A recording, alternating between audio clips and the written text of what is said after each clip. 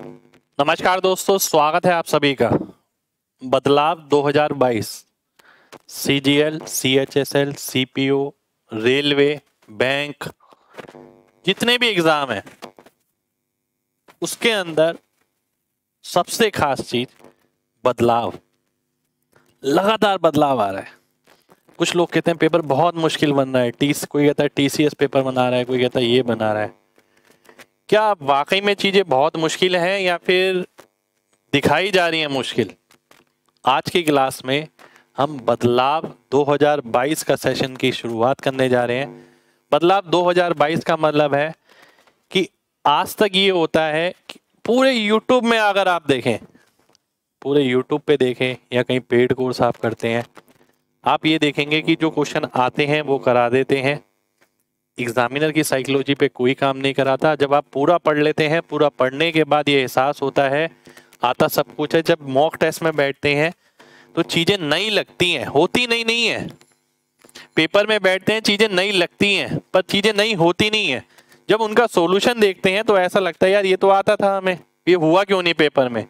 वो हुआ इसलिए नहीं क्योंकि आपने बदलाव पे कभी काम नहीं किया। ठीक है, तो आज की क्लास में, आज के इस सेशन में मैं रेशो लेकर आया हूं बदलाव 2022 के पहले सेशन में। ठीक है, और जो क्वेश्चन मैं आज क्लास में कराऊंगा वो आपको किसी भी किताब में नहीं मिलेंगे।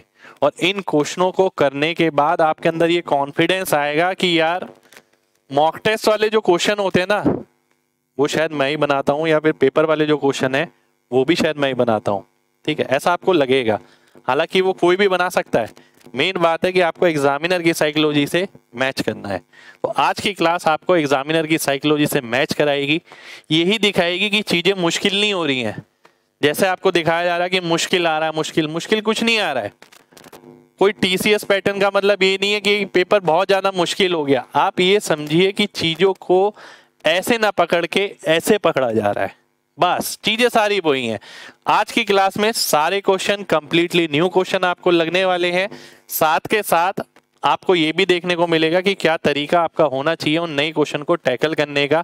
पूरी क्लास करने के बाद आपका कॉन्फिडेंस लेवल ये रहेगा, आप उस उम्मीद के साथ पेपर में नहीं उतरेंगे कि यार जो हमने किया है ना वो पेपर में आ जाए। आपको ये लगेगा कि हाँ यार मैं चेंज के लिए भी तैयार हूँ। मेरे मॉक टेस्ट में शायद नंबर इसलिए नहीं आते हैं क्योंकि मैं वो उम्मीद करता हूँ कि जो किताब में लिखा है वो पेपर में आ जाए, वो मॉक टेस्ट में आ जाए। ठीक है, तो वो सारी चीजें आज आपकी क्लियर होने वाली हैं। स्टार्ट करेंगे पहले क्वेश्चन से। पहला क्वेश्चन है आपके सामने ये, ए अनुपात बी। पहले मैं आपको क्वेश्चन दिखा देता हूँ सारे। देखिए ये क्वेश्चन हम करने वाले हैं और सारे क्वेश्चन आपको नए से लगने वाले हैं। और सबसे छोटी चीज पकड़ी है मैंने रेशो की, सबसे छोटा क्वेश्चन जो बनता है। ये सारे क्वेश्चन है जो हम आज के करने वाले हैं, ज्यादा क्वेश्चन नहीं है, 13-14 क्वेश्चन है। ठीक है, आइए स्टार्ट करते हैं पहले क्वेश्चन से। पहला क्वेश्चन है मेरे सामने ये। मैं ये भी बताऊंगा मैंने क्या क्या किया है इसके अंदर, एग्जामिनर क्या क्या करेगा इसके अंदर। ठीक है, ए अनुपात बी, बी अनुपात सी आपको दे रखा है। आपसे पूछा जाता था ए अनुपात बी अनुपात सी निकालिए, क्या होगा। ठीक है, अब ऐसा नहीं है ना कि वो पूछा जाता था तो हमेशा वही पूछा जाएगा। ठीक है, पहले ये हुआ करता था कि ये बताओ। ठीक है, पर सेम चीजें नहीं आएंगी बिल्कुल। तो अब ये इस तरीके से पूछा गया आपसे। ठीक है, सबसे पहले हम वही कॉन्सेप्ट लगाएंगे कि अगर मैं ए अनुपात बी अनुपात सी निकालता हूं पहले, ठीक है, तो वो क्या आएगा। ये निकालने के लिए हमें क्या करना पड़ता है, हमें ये करना पड़ता है कि भाई b की वैल्यू सेम करनी पड़ती है। यहाँ b 5 है या 4 है, तो इसे 4 से गुणा करना पड़ेगा, इसे 5 से गुणा करना पड़ेगा। पर गुणा करना पड़ेगा दिमाग में, लिख के नहीं। तो ये क्या हो जाएगा, ये 8 हो जाएगा, ये क्या हो जाएगा 20 हो जाएगा, ये क्या हो जाएगा 15 हो जाएगा। ठीक है, इसी को अगर मैं यहां रखता हूं तो 2a का मतलब है 16, 3b का मतलब हो गया 60 और 4c का मतलब भी 60 हो गया। और अगर मैं 4 से काटता हूं तो ये 4, 15, 15, ये मेरा आंसर हो जाएगा। ठीक है, 4, 15, 15 मेरा आंसर आ गया। ये क्वेश्चन नहीं रहा, ये क्वेश्चन में एग्जामिनर ने काम कराया, ये कराया आपसे।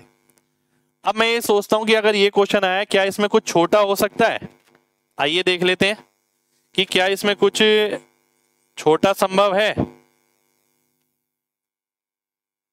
छोटा देखते हैं अगर कि क्या इसमें छोटा हो सकता है। देखिए मैंने देखा A/B कितना है 2:5, ठीक है। 2A/3B कितना होगा 4:15। देख रहे हैं ध्यान से, मैं थ्योरी भी बता रहा हूँ छोटा भी बता रहा हूँ। 2A का मतलब है 2 दूनी 4, 3B का मतलब है 3 पंजे 15, तो 4:15 जिसमें होगा वही ऑप्शन आंसर होगा। 4:15 यहाँ पर भी है, यहाँ पर भी है, 2 ऑप्शन कट गए, ठीक है। यानी ये मॉडिफाइड क्वेश्चन भी आप आसानी से कैसे कर पाएंगे वो भी हम देख रहे हैं, ठीक है, कि क्या कोई पॉसिबल सॉल्यूशन है और आसान करने का कि लिखा ना जाए। अगला देखते हैं 3B और 4C। 3 चौक 12, 4 तिया 12, यानी 1:1, यानी ये दोनों वैल्यू बराबर आएंगी। बराबर किसमें है, इसमें है, ये वाला ऑप्शन कट जाएगा, बी ऑप्शन मेरा आंसर हो जाएगा, ठीक है। अगले क्वेश्चन पे बढ़ते हैं। अगला क्वेश्चन है ये आपके सामने। अब हमें आदत है कि A/B ये दे रखा है, ठीक है, A/B दे रखा है, B/C दे रखा है, A/C निकालो क्या होगा, जिसमें हम क्या करते हैं इन्हें मल्टीप्लाई कर देते हैं, करते हैं ना। वही क्वेश्चन को इस तरीके से दिया गया है। A/C यानी 2:1 किसके बराबर होगा, इन दोनों को गुणा कर दो। गुणा अगर आप करते हैं x/8 × 12/z, ठीक है। तो अगर मैं काटता हूं 2 से काटा 6 आ गया, 2 से काटा 4 और 3, तो 4 ऊपर 3 नीचे, 4:3 मेरा आंसर हो जाएगा। सी ऑप्शन मेरा आंसर हो जाएगा। जितने क्वेश्चन मैं आपको आज YouTube पे कराने वाला हूं, एक भी क्वेश्चन आपको पूरे YouTube पे कहीं नहीं मिलने वाला, ना किसी पेड को उसमें आपको मिलेगा, ठीक है। क्योंकि ये बुक के छपे हुए क्वेश्चन नहीं है, ये एग्जामिनर की साइकोलॉजी के हिसाब से बनाए गए क्वेश्चन है कि एग्जामिनर आज के ट्रेंड में क्या क्या कर रहा है, ठीक है। चलिए नेक्स्ट क्वेश्चन पर आएंगे। देखिए एक चीज और बताऊं मैं आपको, मैं अगर इस क्वेश्चन को करता तो कैसे करता, A/C मुझे पता है इन दोनों को गुणा करके आता है, तो मैं ये देखता 12x/8z बराबर है किसके, 2 के।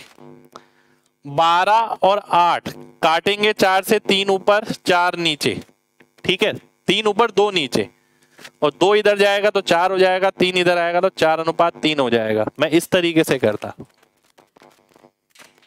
अगला क्वेश्चन है ये। अब ये आपने करा होगा कि A/B, B/C, C/D दे रखा है, आपसे पूछ लिया जाता है A/D निकालो। यहां आपसे A/D नहीं पूछा गया, ठीक है, यहां आपसे मैंने ये पूछा है। मैं आपको ये भी बता रहा हूं बदलाव क्या क्या हो रहा है, यहां आपसे ये पूछा गया, ठीक है। अब मेथड तो हमारा वही रहने वाला है। मैं इसमें क्या कराता हूं, देखिए A/D निकालिए पहले। वो कैसे निकालते हैं, इन सबको गुणा करके 2, 4, 5, ऊपर ऊपर वाले को गुणा कर दो, नीचे नीचे वाले को गुणा कर दो, 3, 5 और 9, पर यहाँ पर 3 और 4 भी तो है, तो 3 ऊपर गुणा कर दिया मैंने, 4 से नीचे गुणा कर दिया। अब मैं क्या करता हूँ, 3 से 3 गया, 4 से 4 गया, 5 से 5 गया, 2:9, बी ऑप्शन मेरा आंसर हो गया, ठीक है। ये मेरा आंसर हो गया। अब ये लिखने वाला रास्ता हो गया। अगर आपको ध्यान हो, आप लगातार मुझे फॉलो कर रहे हो, तो आपको पता है मैं इसमें एक चीज और बताता हूं आपको। कभी भी इस टाइप की कैलकुलेशन आती है जब मुझे पता है ऊपर ऊपर वाले गुणा होने हैं, नीचे नीचे वाले गुणा होने हैं, ठीक है। ऊपर ऊपर वाले गुणा होने हैं, नीचे नीचे वाले गुणा होने हैं। मैं देखता हूं नीचे कोई ऐसा नंबर जो ऊपर से ना कटे। मैं देखता हूं नीचे 3 आ रहा है, नीचे 9 आ रहा है, नीचे 3 और 9 आ रहा है जो ऊपर से नहीं कट रहा, पर यहाँ पर 3 है, तो नीचे वाला 3 ऊपर वाला 3 कट जाएगा, आंसर में 9 फिर भी आएगा। 9 किसमें है, पीछे की तरफ, इसमें है। ये स्मार्ट सॉल्यूशन है, ठीक है। चेंज पे भी काम करिए, चेंज करने के बाद केवल सॉल्यूशन पता हो सफिशिएंट नहीं है, आपको ये भी पता होना चाहिए छोटे तरीके से कैसे हैंडल करेंगे। अगला क्वेश्चन है ये आपके सामने। एग्जामिनर ने क्वेश्चन ऐसा बनाया जो बच्चों को देख के लगा भाई यार इस बार ये आया क्या है, बहुत बड़ी चीज आ गई इस बार तो, ठीक है। ऐसा क्यों नहीं कर सकता, बहुत सिंपल है। कुछ भी नहीं है। अगर आपने चीजें देखी नहीं है तो आपको लगेगा कि हाँ वाकई में बहुत बड़ा बदलाव है। और अगर आप वाकई में अच्छे लेवल पे सिलेक्शन होने की उम्मीद रखते हैं और आपकी पढ़ाई बहुत अच्छी चल रही है, आपको ये महसूस होगा कि यार ये तो आएंगे ही ऐसे तो, ठीक है, इन चीजों के लिए तो मेरे को तैयार होके जाना ही पड़ेगा। मैंने देखा कि 44.444, 66.666, 28.57, 1428, आज तक क्या होता था देखिए, आज तक ऐसा होता था कि 2a बराबर है 3b बराबर है 5c, ऐसा कुछ दे दिया जाता था, ये पहले होता था। अब ये दिया है, ये बदलाव है इसके अंदर। पहले ऐसे दिया जाता था 2a बराबर 3b 5c, ऐसे क्यों नहीं दिया जा सकता? बिल्कुल दिया जा सकता है, ठीक है। तो छोटे छोटे बदलाव है, कोई बहुत बड़ा चेंजेस नहीं होता कभी भी एग्जाम में, हमेशा नोट करना है ये बात। चेंज आएगा पर छोटा होगा, बिल्कुल मुश्किल, डिफिकल्टी लेवल नहीं बढ़ा इससे देखने का नजरिया बड़ा है बस, कि नजरिया आपको चेंज करना पड़ेगा। अब मैं देखता हूं 44.44, ठीक है, अगर मैं आपकी जगह हूं तो मैं क्या करूंगा, पहले मैं ये बताता हूं डिटेल सोल्यूशन क्या रहेगा। 44.44 यानी 4/9 होता है। 66.66 यानी 2/3 होता है। 28.5714252857, ये कितने प्रतिशत हो, इसको फ्रैक्शन में क्या बोलते हैं? 2/7 बोलते हैं, ठीक है। ये आ गया, ये आ गया 2/9a, b/3, c/7, ठीक है, ये आ गया। यहां से आप a b c इनका अनुपात निकाल सकते हैं और वही आपका आंसर आ जाएगा। किस तरीके से निकालेंगे, वही एलसीएम वगैरह लेके वो सेम करके तब जाके आपका आंसर आएगा, ठीक है, तब जाके आपका आंसर आएगा। तो बड़ा पड़ेगा क्वेश्चन, पर होगा इस तरीके से। आगे का मेथड यहीं से लगाना पड़ेगा कि 2/9a है, ये b/3 है, ये c/7 है, ठीक है। अब आपने एलसीएम लिया, 9 सत्ते 63, 63 बनाया सबको, तो 7 से गुणा कर दिया। इसे किससे, 21 से गुणा करेंगे, इसे किससे गुणा करेंगे, 9 से गुणा करेंगे। तो आप बोलेंगे 7 से गुणा करेंगे तो 14a बराबर हो गया 21b बराबर हो गया 9c, ठीक है। अब जाके आपको आंसर निकालना पड़ेगा, फिर ABC करके आंसर निकालना पड़ेगा, ठीक है। बड़ा क्वेश्चन मैंने यहां छोड़ दिया। मैं आपको ये बता रहा हूं कि अब इसे करना कैसे है। आपको मैंने ये देखा A अनुपात B अनुपात C निकालना है। क्या आप इन दोनों को देख के नहीं कंपेयर कर सकते कि अगर मैं A/B निकालता, मुझे 66.66 ये 44.4 नजर आ रहा है, यानी यहाँ 4 नजर आ रहा है तो यहाँ 6 नजर आ रहा है, यानी 2 से काटेंगे तो 3:2 आ जाएगा। मैं सबसे पहले ये चेक करूंगा 3:2 किस में है, ये दिमाग में ही हो जाएगा। 3-2 है, नहीं है, 3-2 है, बिल्कुल है, 3-2 है, नहीं है, 3-2 है, बिल्कुल नहीं है। तो मेरा आंसर हो गया बी ऑप्शन। बी ऑप्शन मेरा सीधा आंसर आ जाएगा, ठीक है। अगर मान लेते हैं एक ऑप्शन और होता तो हम क्या करते, फिर यहां से यहां पर आते।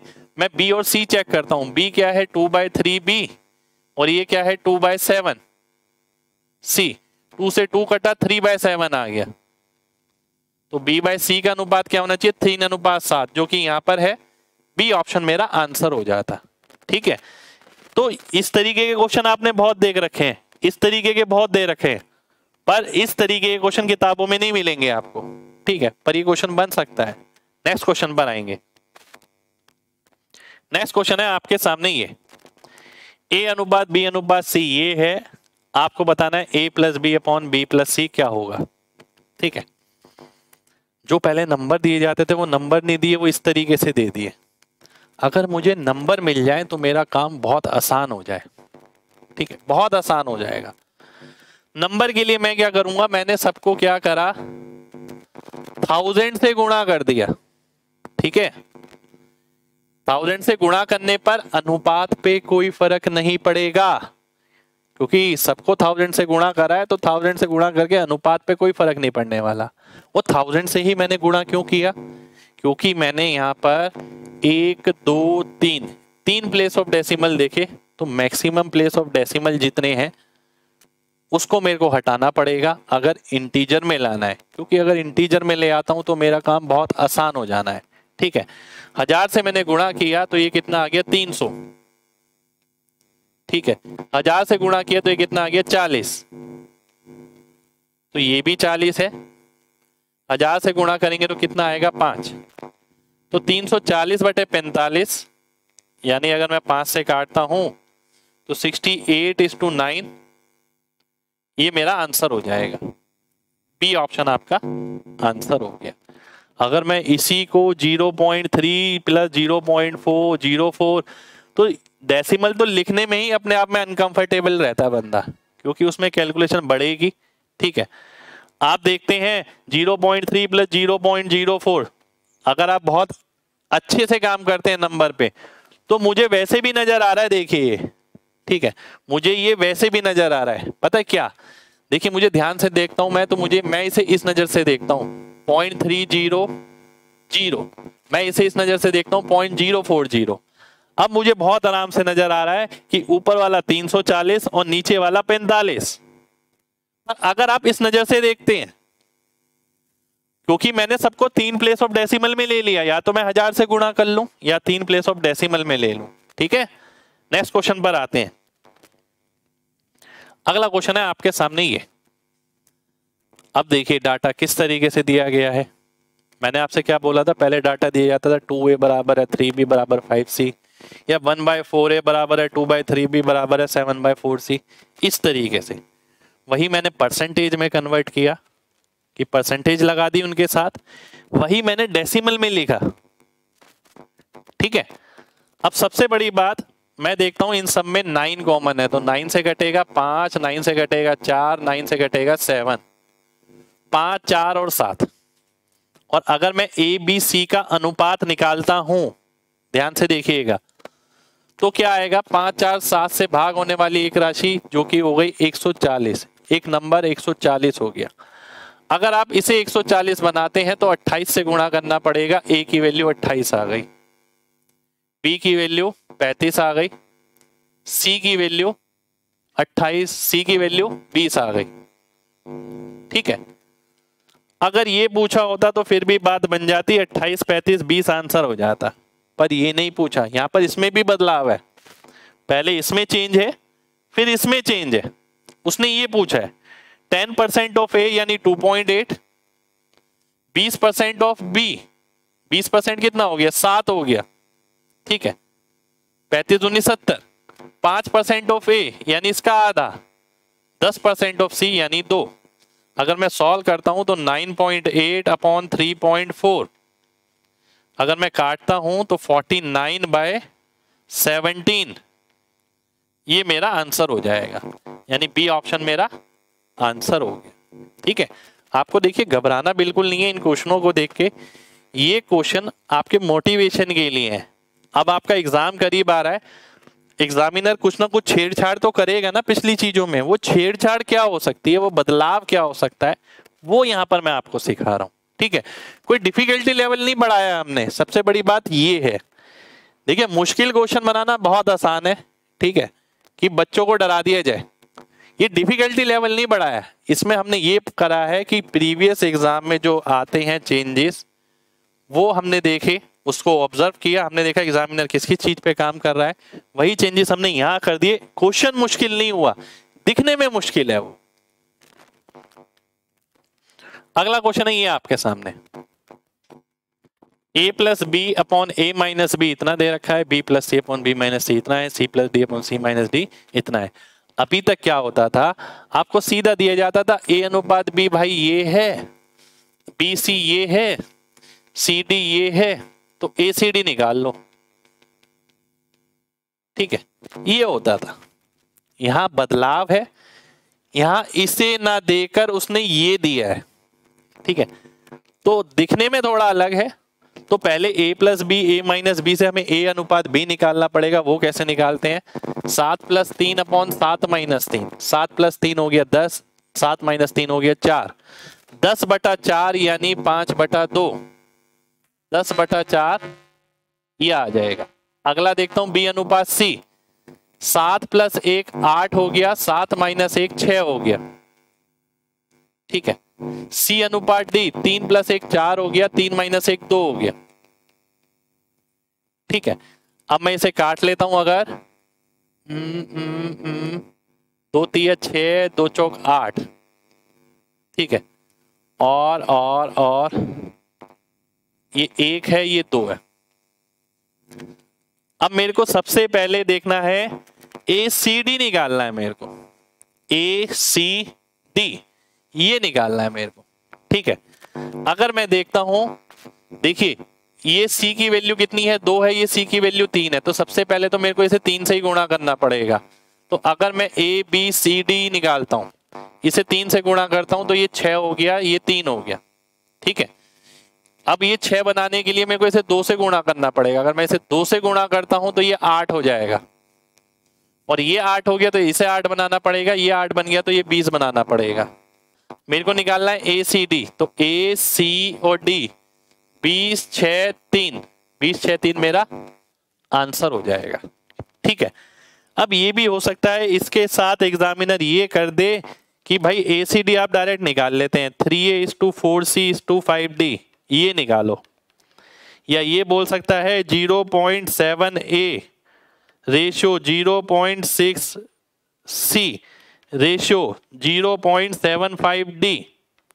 आपको इसके लिए भी तैयार रहना है। ठीक है, कि इस पूरी इंफॉर्मेशन के साथ एग्जामिनर ने ये पूछ लिया। क्वेश्चन बहुत मुश्किल नहीं हो गया, क्वेश्चन थोड़ा काम करने वाला हो गया। आजकल क्वेश्चन ऐसे ही आ रहे हैं जिसमें थोड़ा काम करना पड़ रहा है। ठीक है, तो ये सारी चीजें इस हिसाब से डिजाइन करी गई हैं कि पेपर में क्या आपको सीधा सीधा मिल सकता है। ठीक है, नेक्स्ट क्वेश्चन पर आएंगे।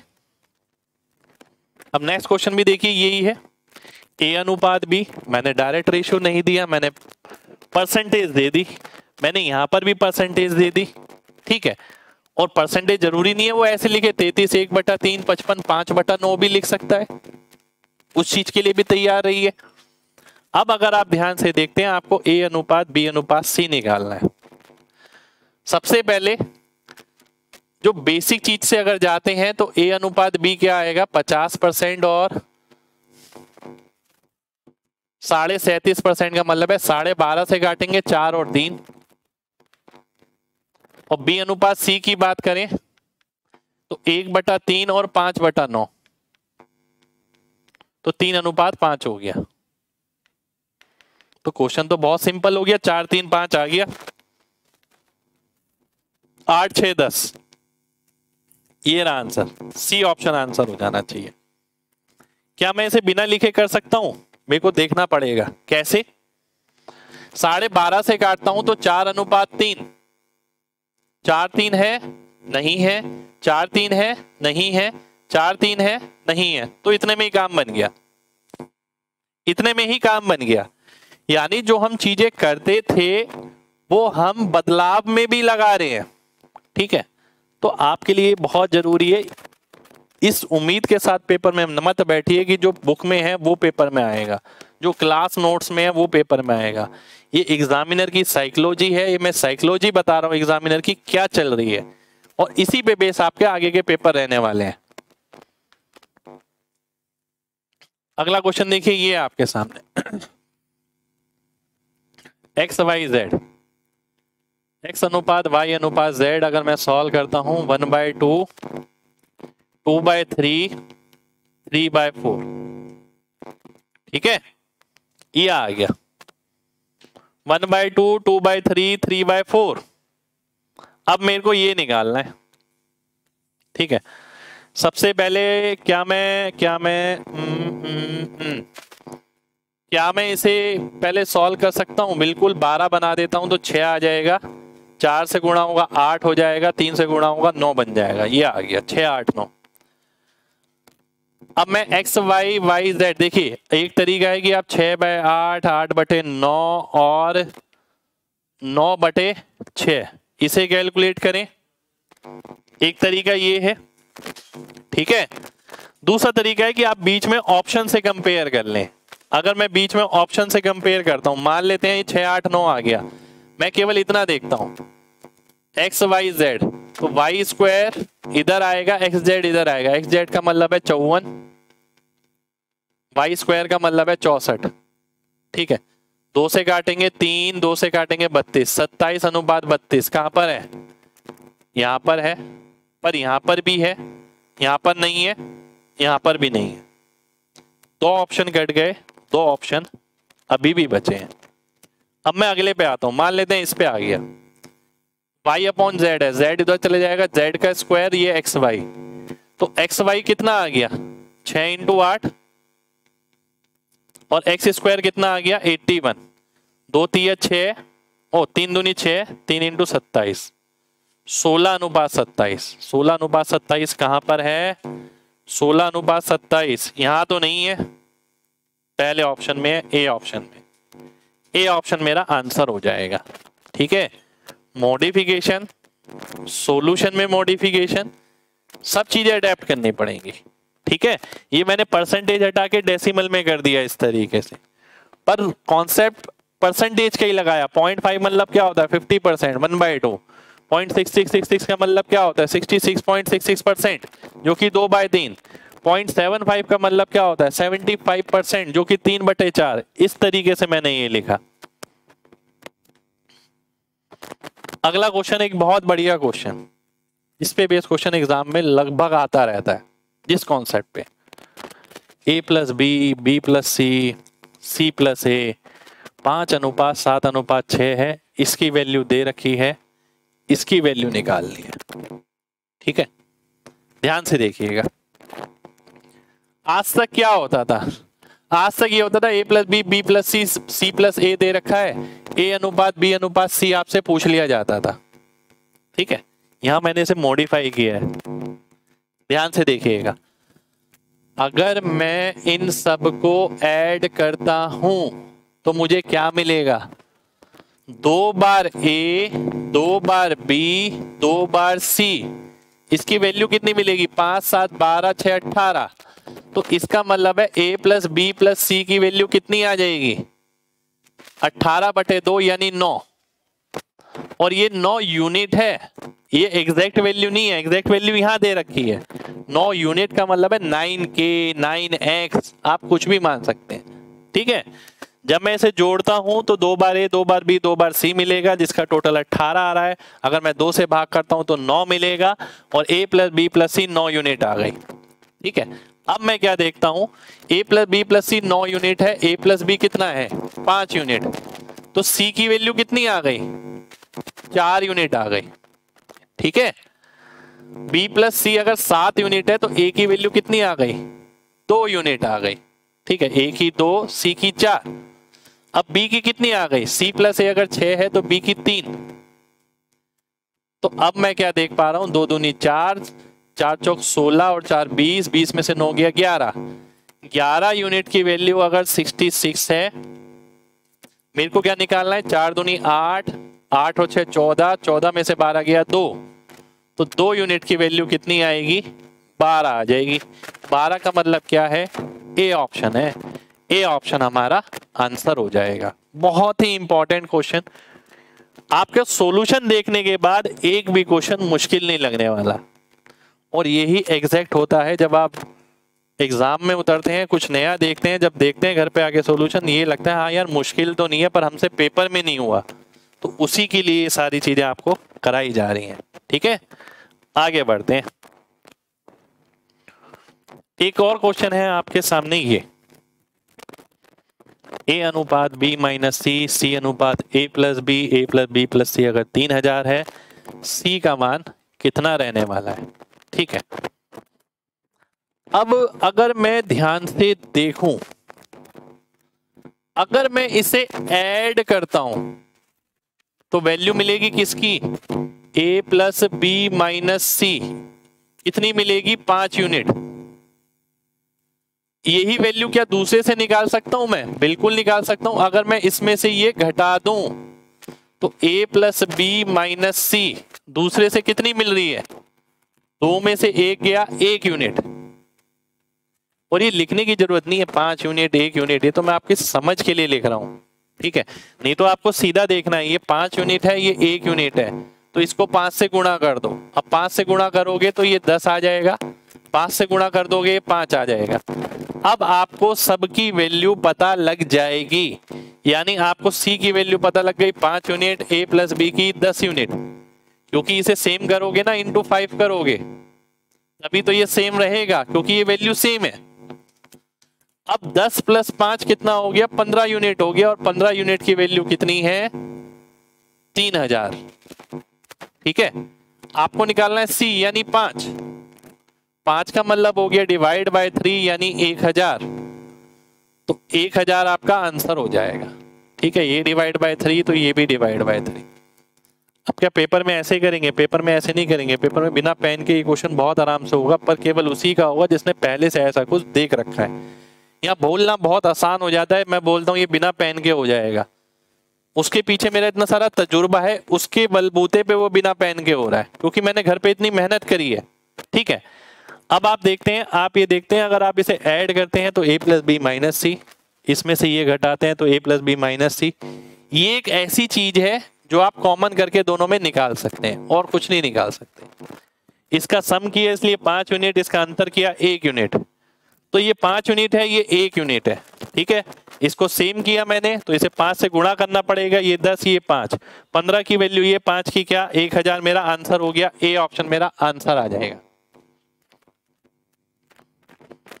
अगला देखिए, अगला क्वेश्चन है आपके सामने ये x बटा 4 3y बटा 5 माइनस z बटा 3 3x minus 6y minus 4z बटा k। ठीक है, तो k का मान बताना है।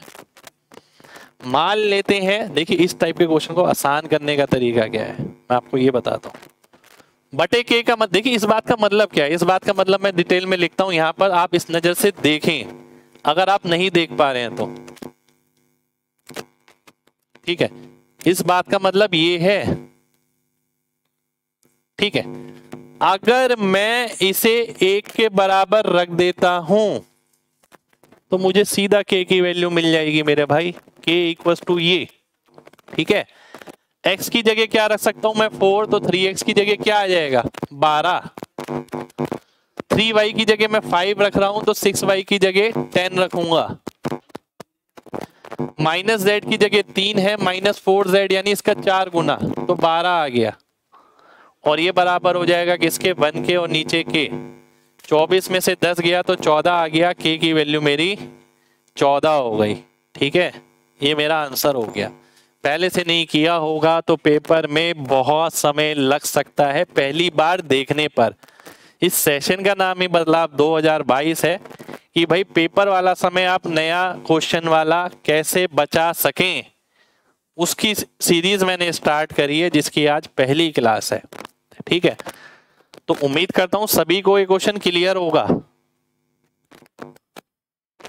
अगला क्वेश्चन है ये आपके सामने, x plus Y minus Z, Y plus Z minus X, X plus Z minus Y, इसके बराबर है, तो एक्स वाई जेड निकालिए। ठीक है, अगर मैं सबको ऐड करता हूं तो देखिए क्या मिल रहा है, देखिए घटने वाली, देखिए ये ऑब्जर्व करने वाली बात है, ध्यान से देखिएगा, z जा रहा है, x जा रहा है, y जा रहा है, और यहाँ 2 बार x 2 बार y 2 बार z, यानी फाइनली क्या मिलेगा x plus Y plus z मिलेगा। ऐड करने पर कितने यूनिट मिलेगा, 18 यूनिट मिलेगा, पर यूनिट है ये, ठीक है, वैल्यू नहीं है, इसलिए मैं यूनिट लिख नहीं रहा, वैसे यहाँ पर पिछले क्वेश्चनों में लिखा था मैंने। अब मैं क्या देखता हूं, x plus Y plus Z 18 unit आ गया। ठीक है, इसकी वैल्यू दे रखी है कितनी 5 यूनिट। अब मैं देख पाता हूं क्या कोई वैल्यू मिल सकती है मेरे को, इसके साथ इसका क्या ऑपरेशन करा जाए। अगर मैं देखता हूं, अगर मैं इसमें से ये घटाता हूं, केवल ये देखना, तो 2z की वैल्यू मिलेगी, नंबर छोड़िए, इसमें से ये घटाएंगे 2z, इसमें से ये घटाएंगे 2x, इसमें से ये घटाएंगे 2y, दिख रहा है, तो जो अनुपात 2z 2x 2y का होगा वही अनुपात xyz का होगा। तो मैं z की वैल्यू नहीं निकालने वाला, पहले ऑब्जर्व करा रहा हूं। अगर ये 18 है, 18 में से 5 गया बचा 13, वैल्यू किसकी मिलेगी 2z की, यानी z की जगह 13 लिख दिया मैंने। 18 में से 6 गया, बचा 12। वैल्यू किसकी मिलेगी? 2x की। x की जगह 12 लिख दिया मैंने। इसमें से ये गया, वैल्यू किसकी मिलेगी? 2y। 2y की वैल्यू कितनी मिलेगी? 11। तो y की जगह 11 लिख दिया। आप सोचोगे वैल्यू तो 2x 2y 2z की मिल रही है, तो हम x y z की जगह कैसे लिख रहे हैं? हम इसलिए लिख पा रहे हैं क्योंकि जो अनुपात x y z का होगा वही अनुपात 2x 2y 2z का होगा, वही 100x 100y 100z का होगा। ठीक है, इसलिए हमें रेशियो निकालना था, वैल्यू नहीं निकालनी थी, इसलिए कोई फर्क नहीं पड़ा। तो 12 अनुपात 11 अनुपात 13 यानी बी ऑप्शन आपका आंसर हो जाएगा। ठीक है, तो ये थी हमारी आज की क्लास, बदलाव 2022 का पहला सेशन। उम्मीद करते हैं आपको ये क्लास अच्छी लगी होगी। अच्छी लगी हो तो दिल से लाइक करना और कमेंट करके जरूर बताना, क्योंकि तभी मैं इस सीरीज को आगे कंटिन्यू करूंगा।